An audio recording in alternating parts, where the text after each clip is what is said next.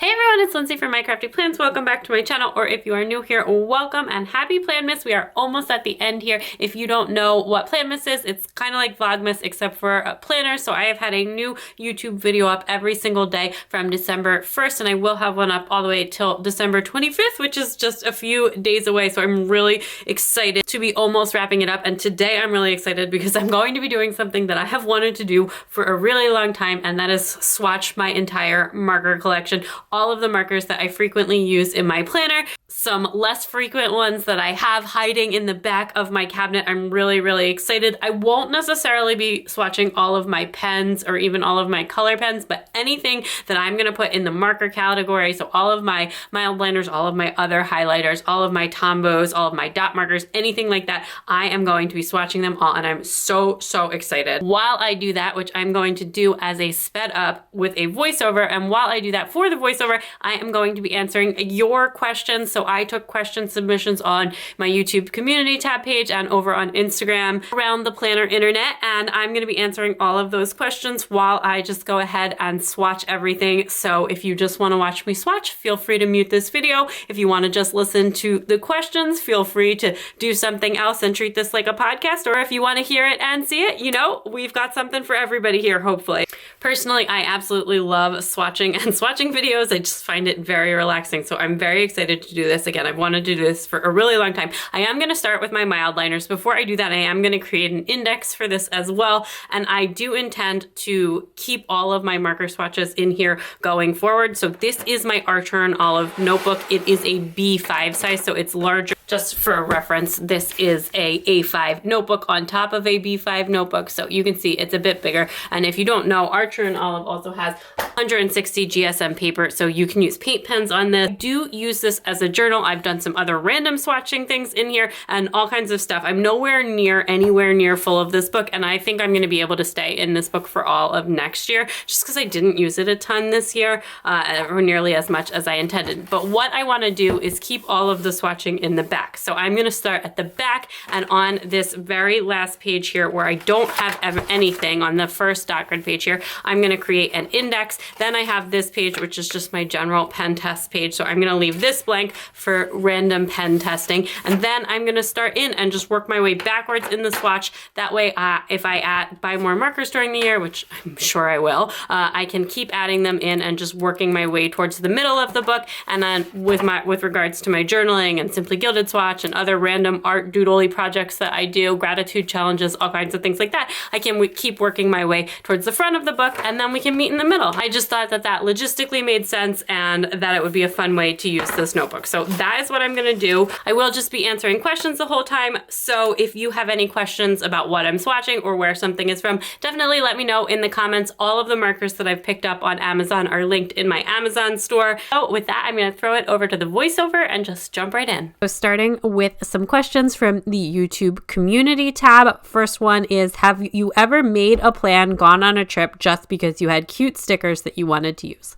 No, but I have definitely bought cute stickers with the hopes of going somewhere. I currently have, I think, 2 or 3 New York City sticker kits in my possession because I'm like, oh, New York's so close, I'll probably go there. And I still have not used them yet. So I've definitely bought the stickers in like the hopes of inspiring me to go, but I've never actually followed through with the plan.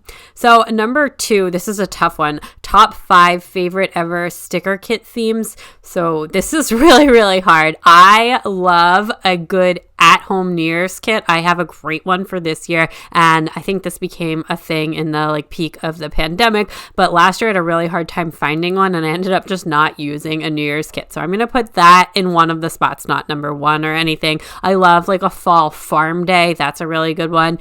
Beach is probably number 1. Any beach themed kit, I buy the most beach themed kits of anything else. That's how we spend our summers. So it makes sense that I would buy a lot of those. For fun kid birthday party kits, I absolutely love those, and I have 3 kids, so I get to buy sometimes 2 because my kids have birthdays really close together, sometimes 3 kits per year of them, and I always just really enjoy that. Plus it feels like such a departure from my usual stuff. And then lastly, think I'm going to say Valentine's Day theme. I do not like the holiday Valentine's Day in real life, and I don't really have a lot of patience or use for it, but my planner looks like hot pink Barbie all over the place for Valentine's Day every single year. I love pink. I love like that vibe and that aesthetic, and I always go all out of my planners for Valentine's Day and nowhere else, literally nowhere else in my life. So that is my five kit themes that I love in no particular order, although I guess beach is probably number one.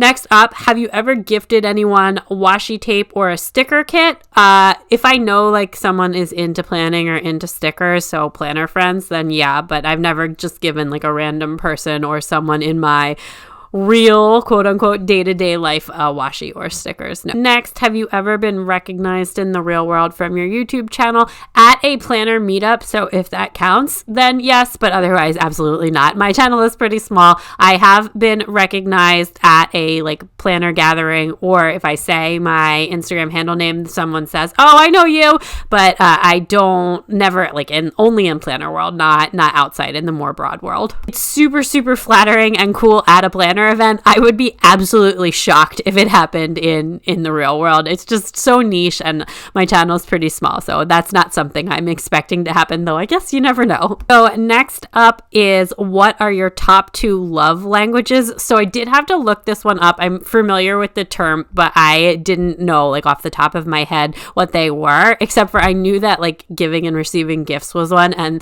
the reason I know that is because it's like a long running joke that is absolutely not my thing. That's probably my bottom one for how I communicate and how I would like to be communicated with. I am not a gift person. Absolute top one is definitely acts of service. I think both for giving and receiving. Again, I feel like that's a thing, like the way you communicate with other people and the way you want to be communicated with, although I guess maybe that's the same thing. I also feel like that is the main love language between my husband and I, is we're not like really big into obviously gifts, like I already said, but also words. We're not like huge on that kind of stuff either. And I think acts of service is just probably the main one that we both have, which is the thing that we have in common, which I think is probably like a good thing within the marriage, because our communication together is really, we have very similar communication styles. Although I probably talk like 10 times more than he does, but we're both very direct and like practical, pragmatic people. So anyway, that is related to that. Of the other ones that are remaining, I guess either quality time or physical touch. I don't feel like super strongly or enthusiastically about either of them. It's definitely not words of affirmation or gifting. I was at his office holiday lunch earlier this week, and some of like the people he works with was saying like, you should get your wife this for the holidays, or what did you get her? And my husband was just like, oh, we don't get each other presents, which was met with bank stares. So he came back and asked me, is that like a thing that people do? And I said, yes, it is absolutely a thing that people do, but it is absolutely not a thing that we will be doing. Then next, I did get a couple of questions related to memory planning and my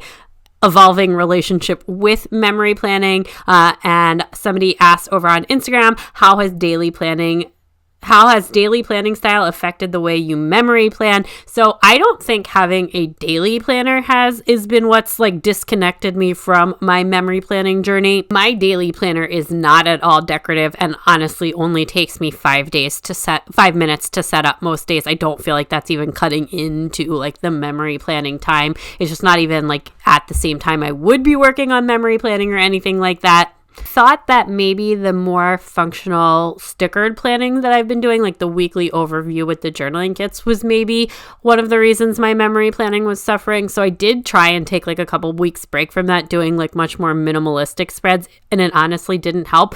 I just think it's like how time consuming memory planning is versus what I get out of it, and also just the way my channel has evolved and how much more popular and how much better feedback I get around my functional planning. Like I wish that didn't have so much of an influence around what I was doing, but it absolutely does. And it should be. I want to make videos that you all are enjoying.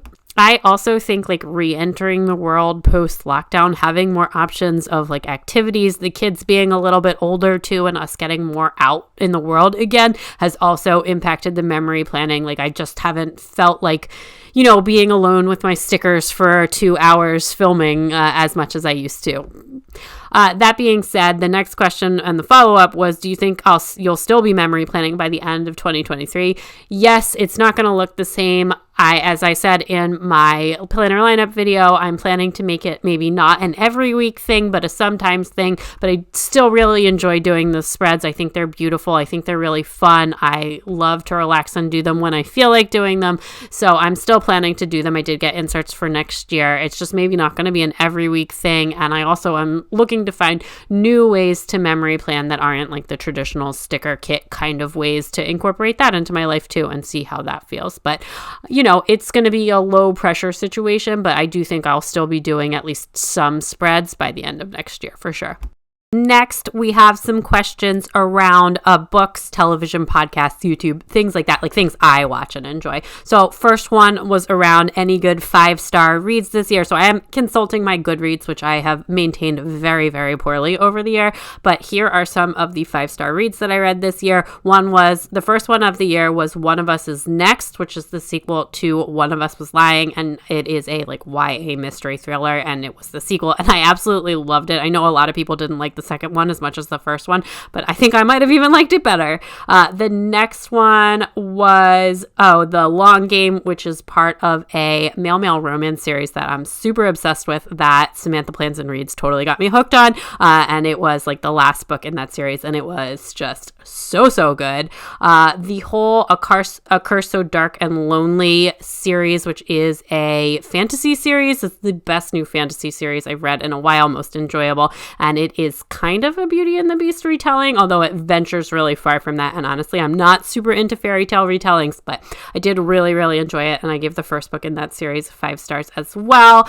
The Sea of Tranquility, which I think is the best book and my favorite book that I've read this year, which is by Emily St. John Mandel, who is the person who wrote Station 11, and it is a sci-fi book. If you are into science fiction, it's weird. It's got time travel and a pandemic and all kinds of crazy stuff, and it was just so good. I literally woke my husband up in bed when I finished this book and was like, this is crazy. He really likes Station 11, the TV show too. We watched that last year. It was one of our favorites. And then the last one of 5-star reads, also in the fantasy genre, which is Legends and Lattes. I adore this book so much. It was so good, so enjoyable, such a good time. And it's like, it honestly nothing to do with Downton Abbey, but it's like my feelings about it and Downton Abbey and the Downton Abbey movies are very similar. The stakes are very low. It's just spending time with characters you enjoy, and I absolutely love this book. It's a fantasy series where instead of like a plot or a quest, this orc, I think she is trying to open a coffee shop, and that is the book, and it is amazing. TV was so good this year, so it's really hard to pick, but some highlights in like the shorter category. Things I loved were the episodes were 30 minutes or less. Somebody Somewhere on HBO, I feel like that one's a little bit under the radar. So good. Hacks, not under the radar, excellent. The Bear, not under the radar, excellent. In YA space, which I participate much less in than I used to, Heartstoppers was just, oh my gosh, just gives you so many feels. So good. I really loved that this year as well. And lastly, Reservation Dogs, absolutely one of my favorite shows in its second season. Second season was just as strong as the first season. If you haven't seen this, I highly recommend it. Honestly, if I was going to pick like one show out of all of these to recommend, probably Reservation Dogs. In longer shows, I loved White Lotus. Definitely. I also loved the Lord of the Rings show. Objectively speaking, do I think it was the best thing on television? No, but it was a warm hug from a universe that I love, and I enjoyed every second of it. I also really liked Andor, which surprised me because I'm not a big Star Wars person, but I just thought that show was phenomenal and so well done. That's all that's coming to me right now on TV shows. I'm sure there are more. It was honestly just such a good year for TV, and there's definitely some recency bias in a lot of those. Likewise, on podcasts, my 2 favorite podcasts are probably the 538 Politics podcast and The Watch, which is on The Ringer, which is like Bill Simmons's network of podcasts, and that one's their TV show podcast. It's where I get a lot of ideas for the TV shows that I'm going to watch. I like podcasts that feel like they are friends, like talking and joking around with each other, even when it's like really serious subjects. And that's just what I like. Like I like a lot of banter in my books and also in my podcasts. I listen to a lot of other stuff kind of like on and off and you know, different things, but those are like the two that I listen to almost every episode of. And then somebody asked if I do watch planner videos on YouTube and also what else besides planner stuff I watch on YouTube. So yes, 100%, I definitely watch a lot of planner stuff on YouTube. I will search out videos from new channels all of the time, as well as videos from like the big planner YouTubers and smaller channels, and really just as much as I can watch. I do go through phases with that. Sometimes I watch a lot more than others, but I do really enjoy planner YouTube a lot, and planner Instagram and planner TikTok and planner everything. In terms of non-planner videos, I really like unboxings. Like, it doesn't matter what it is. I just will watch you open it. It just doesn't matter. I like that. And actually my kids really like unboxings too. So we do watch some toy unboxings and things like that hilariously. And then I would say like the main thing, even more than planner videos, is I watch a lot of Sims videos. I don't play The Sims anymore, but I really enjoy watching other people play The Sims on YouTube. And in particular, like for me, James Turner, his Sims videos are like must-see TV. Like I literally watch it like a TV show. If he's got a thing on, I will watch that sometimes, like not even doing anything else, just watch him play The Sims. I find him hilarious and I find his channel hilarious. So yeah, I do enjoy Sims stuff, even though I don't play the game anymore. It's just fun to watch. And then I have been starting to like dip my toe into BookTube and that kind of stuff. I really love like Book Talk and Book Instagram, but I haven't really found any channels that I super have been watching regularly or anything yet. So if you have any recommendations, you can feel free to leave them below. Book Talk or planner videos or really anything. I am pretty open. I do absolutely love YouTube, both creating for it and also watching it. I probably watch more YouTube even than television, although maybe not. I don't know. That is all of the questions I have time for, though. I am just finishing up with the dot markers. I hope you enjoyed getting to hear a little bit about my life, my planning, whatever you want. If you've got more questions, leave them down below. Okay, so that is all my markers. That took a really long time and my hand is definitely cramping, but here is, I finished up the index, and then we've got again our pen test page, all of the mild liners, my Amazon highlighters, and my Erin Condren markers, and then we've got the Moxie markers. Oh, I forgot to write the name for that one. Then we've got all of our metallics. Again, most of these are also from Amazon. And then we've got our brush pens with room to grow. I did want to leave room to grow here.